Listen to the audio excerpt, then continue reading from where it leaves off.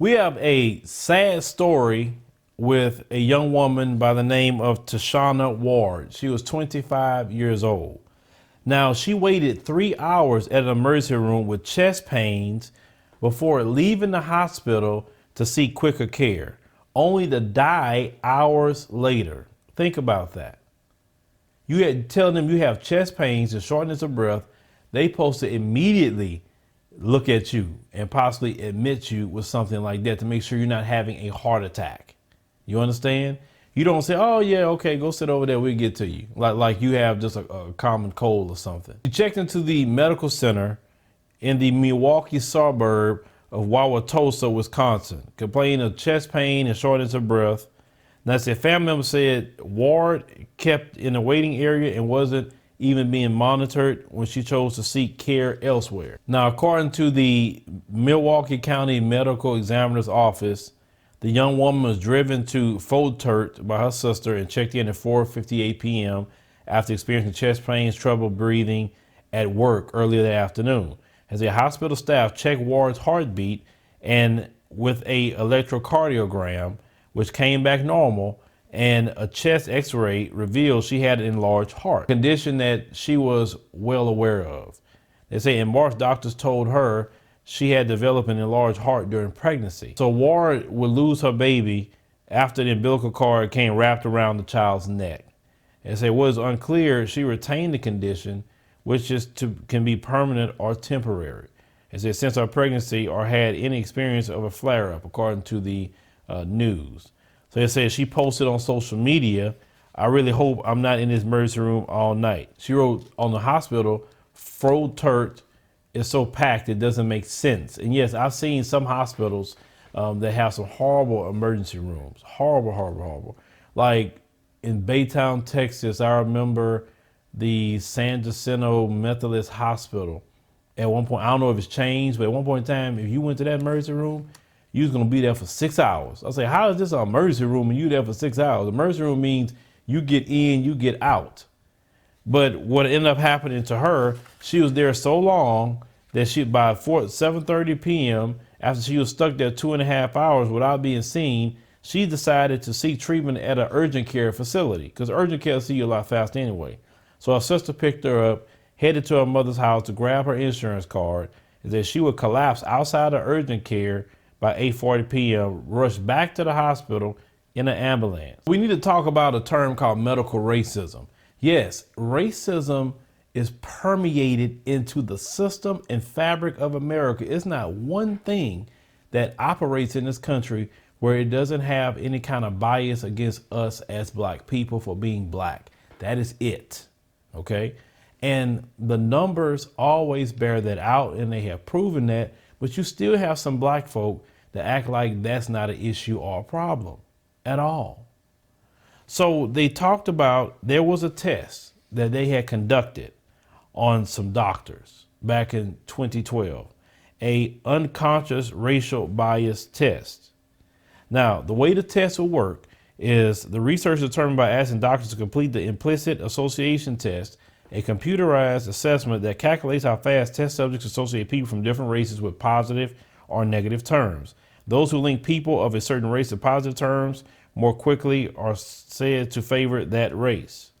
Now, they said the doctors who participated in this study were also asked to associate racial groups in terms of that signal medical compliance. As a research found that doctors exhibited a moderate anti-black bias.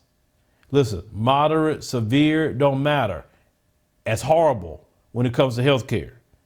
And thought of their white patients to be more compliant, okay? So in that study, 48% of the healthcare professionals were white, 22% were black, and 30% were Asian.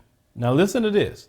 The non-black healthcare professionals exhibited more pro-white bias. So that means the whites and the Asians in this study had a pro-white bias, while black healthcare professionals did not exhibit bias in favor or against any group. Listen to that, according to this study. So according to this study, black healthcare professionals don't see people differently. They just treat everyone the same. But the whites and Asians preferred white folks. That is devastating when it comes to our health care. This is why a lot of healthcare professionals have been coming out in our community saying that you need to have a doctor within the community. And I'm going to go through the rest of this to explain why. So they said the outcome of this particular study was especially surprising given that the doctors that participated served at a Baltimore hospital.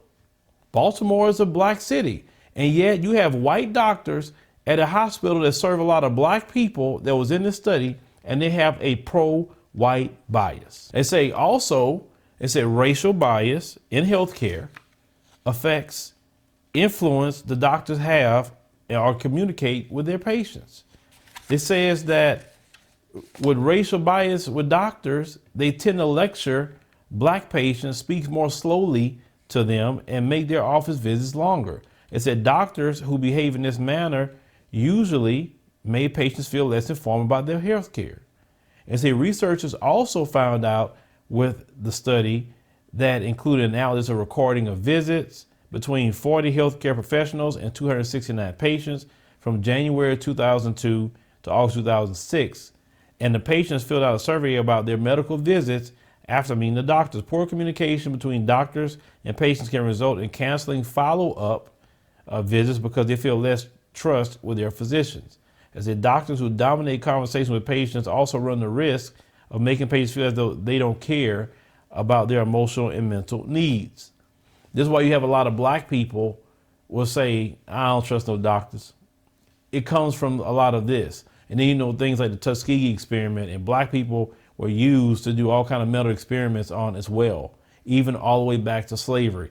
You wouldn't have modern day gynecology if it wouldn't be for black women, because they were doing all kind of experiments on black women during slavery.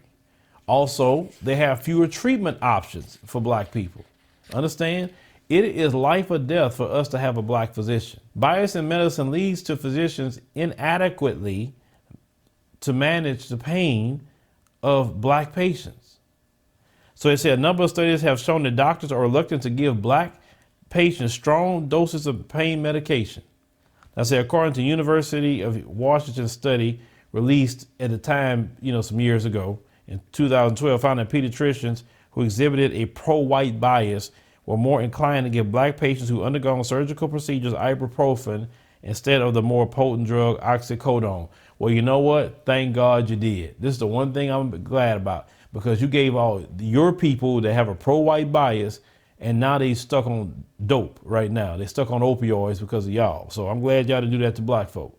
Now, additional studies found that physicians were less likely to monitor the pain of black children with sickle cell anemia, or to give black men visiting emergency room with chest pain complaints, such as cardiac monitoring and chest x-rays. Now, they said the University of Michigan had a study and even found that black patients referred to pain clinics roughly half the amount of drugs that white patients receive. So they say collectively, these studies indicate the racial bias in medicine continues to affect the quality of care that black patients obtain. So let's go back to what we talked about originally. Now you understand why this sister sat here 2.5 hours. They don't take you seriously. They talk about black women and their mortality rate with childbirth, how black women would die a lot faster than white women. Racism is permeated in everything, folks. And they've done the studies. They know the research. It should be laws against this. But it doesn't matter, because that's the way they want the country to run. This country is fine. And even you say the Asians that was in this story, they care more about what happens with white folks, not just care about all the patients that's there.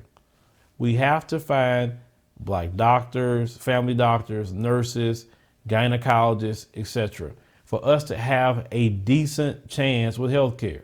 Now, you may say, well, not everybody is that way, but when it comes to my health, do I really want to take that chance? It's my life you're talking about. It's your life you're talking about. It's your children's life you're talking about. The saying, if you can find someone in the community, now you may have a doctor that could be from a different country, and this doctor's been the most awesome doctor to you, and they've seen your needs and everything. And I'm not against that. I'm not. But if you don't have a doctor, everyone should have a doctor. Find you one, do the research, find you one if you can within the community. Because according to, what they know, that there's a lot of racism. And we don't want to be in a position where we sit in the emergency room with chest pain. And if this woman would have got seen, she'll still be alive right now. But they didn't care about that. Also, we have to try to take care of ourselves as much as possible so we won't need the healthcare system as much. Because we got to, especially if you're going to live in America, try to prevent all the health issues you can. But leave me a comment, let me know what you think about the situation that happened with this young sister. It's sad. It's very, very sad. But medical racism is real, folks. It's real. And we got to make sure to take care of ourselves as much as possible so we don't need that system. If you're going to live here every day here in America, then definitely find you a black doctor. Find one. The numbers are stacked against us when it comes to medicine, unfortunately, the way we're treated.